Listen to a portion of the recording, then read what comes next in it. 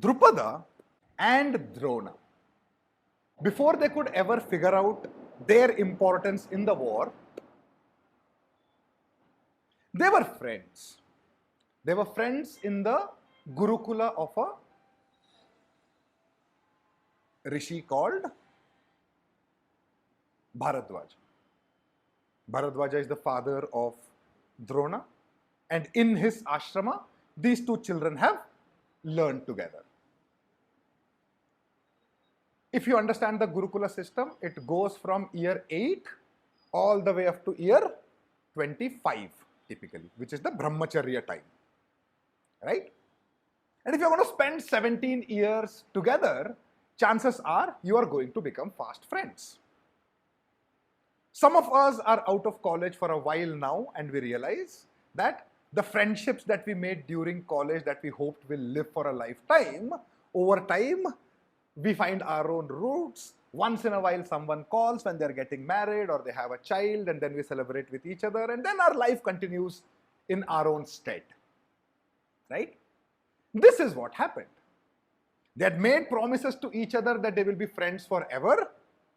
Only Drona took that seriously. Drupada knew with time that he was going to be a king. And Dronacharya was a brahmana, a poor one at that. Prosperity on one hand, poverty on the other. There was not much similarity between the lifestyles. And one day, after their education was done, the whole Snatakottara as it is called, their Snataka work is done. They have now gone on to do their own work. Drupada is now the king of his kingdom. And Drona approaches. Drona has walked all the way. He's in tatters. He looks poor because he is poor. He's reached there and he waves to his friend in the palace, in the court, so to speak, and the king refuses to recognize him even.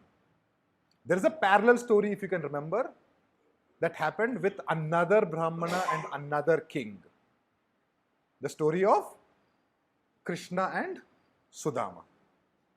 There is a stark difference between how a good, friendly king treats his old friends versus what Drupada did. Drupada summarily kicked him out and said, there can be no friendship between people of my stature and yours. Friendship is only between equals. Now leave.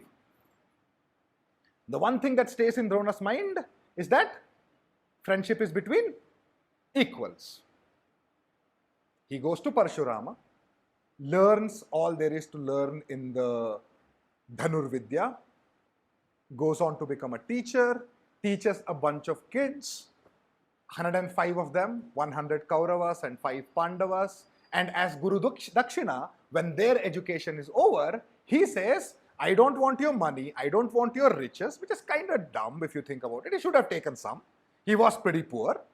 But he says, I want you to go defeat the king Drupada and drag him by his neck to my feet. Most of the 105 cousins try, one succeeds. Arjuna brings the king Drupada to Dronacharya's feet. He says, I control your destiny now. I'm going to break your kingdom into two. I'll take half of that kingdom. You keep the remaining half. Now we are equals and now we can be friends. Imagine how delusional you have to be to believe that this will lead to friendship. Because it does not. It leads to enmity. Drupada immediately goes, performs one yajna, gets 2 children. He had asked for 1, but he gets 1 free any case. One is Drishtadyumna, whose purpose of life is to kill Drona. And then along with him comes another girl, Draupadi. Okay, let's take a pause here. Drona's favorite student who? Arjuna. He makes that extremely clear again and again that Arjuna is his favorite student. Who should the king Drupada's anger be most focused on? Arjuna. So, if we suddenly fast forward this story to the end, knowing what we know at this point, one would expect that Drona will fight on Arjuna's side and Drupada will fight against him. Yes? But what really happened? Arjuna ended up marrying Draupadi. And along with him, he brought 4 more of his brothers. All 5 of them married Draupadi, cementing the relationship with Drupada. Imagine this part has happened. But what if, after the education of the Pandavas, there was no reason for Dronacharya to live in the courts of Kauravas? Is that a fair question? Now, Kripacharya is the priest of the family. It is expected that he will stay all along. Dronacharya was hired for a term, that you finish their education and you leave, right?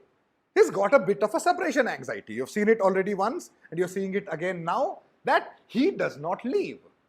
There is 3 different things he could have done. You don't want to leave the kingdom, but since your favorite student is Arjuna, go settle in Indraprastha. If you're going to live in somebody's court, why not live in Indraprastha where your beloved people are? You are, after all, a paid teacher. But if you think about it, he's also a king. Just a while ago, he's defeated Drupada, taken over half the kingdom. He's living in abject poverty. There are stories that Ashwathama does not know the taste of milk. That is how poor they are. The story goes, one day when Ashwathama comes and asks for milk, Kripi, who is Drona's wife and Kripacharya's sister, mixes water and wheat flour, makes it look white and say, have this drink, this is what milk looks like. This is the poverty you are living in, and there is an entire kingdom to be ruled there. He could have gone on to take that kingdom over. Or, if he didn't want, he could have sent his son to take over that kingdom. Any of these choices, if he had made, the story of Mahabharata would have been entirely different. Now imagine Drona either living in Indraprastha. What would happen now? Suddenly, Drupada, Pandavas and Drona are all friends. What happens to the life's purpose of Drishtadyumna now? He was born to kill him. If they are friends, you're not going to go around killing them.